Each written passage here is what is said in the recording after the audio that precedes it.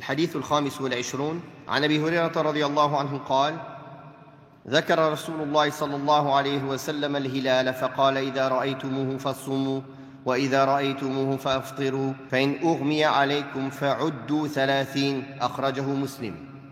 Donc là on passe dans le chapitre du jeûne.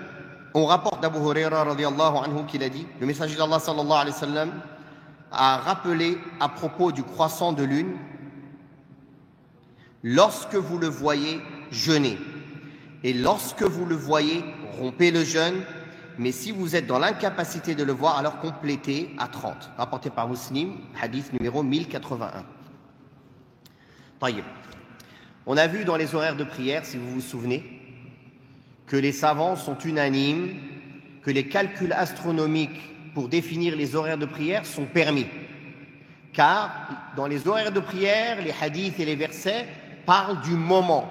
Hina, le moment. L'important c'est de connaître le moment et non pas de voir un signe précisément.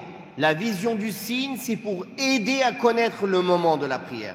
Donc si les calculs donnent des résultats justes, qui donnent le bon moment pour la prière, alors ils sont acceptables, selon l'unanimité des savants. Et à contrario, ils sont tous unanimes que pour le jeûne, les calculs astronomiques pour l'entrée du mois et la fin du mois ne sont pas valides. Car ici, ce n'est pas le moment qui est voulu, mais la vision. La preuve, le prophète sallallahu alayhi wa sallam a dit: si les nuages cachent le croissant de lune, complétez le mois à 30. Donc le moment est entré, le croissant est là, mais tu ne le vois pas.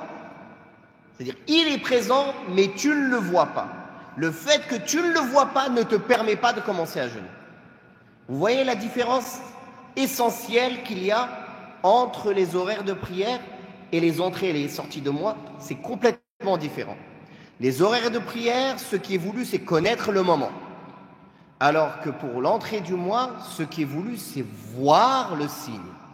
Voir ou compléter. Parce qu'un mois, il ne fait pas plus de 30 jours. Donc si on ne l'a pas vu, on complète à 30 jours. Sinon, on doit le voir de nos yeux ou même avec un appareil, c'est-à-dire avec un télescope, mais on doit le voir. On peut céder les calculs astronomiques pour savoir dans quelle direction regarder, pour estimer vers quelle heure à peu près on peut le voir. C'est bien.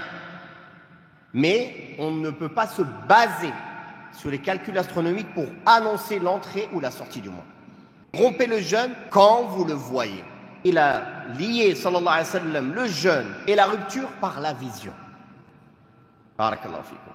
Et comme on vous a dit, il y a unanimité des savants sur l'interdiction. Ça a été rapporté par Al-Qarafi, qu'il a rapporté de Malik, que Malik a dit: si un dirigeant se base sur la vision astronomique, sur les calculs astronomiques pour désigner l'entrée ou la sortie du mois, il ne devra pas être obéi en cela.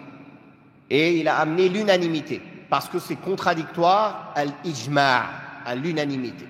Et ce qui est rapporté de certains salaf, Ibn Abd al-Barr, il a dit: il n'y a aucune chaîne de transmission authentique que le Mutarrif ou autres ont dit le contraire. Ce qui est rapporté dans certains livres de fiqh n'a aucune manière d'être vérifié. Donc, unanimité sur l'interdiction de se baser sur les calculs astronomiques pour déterminer l'entrée ou la fin du mois.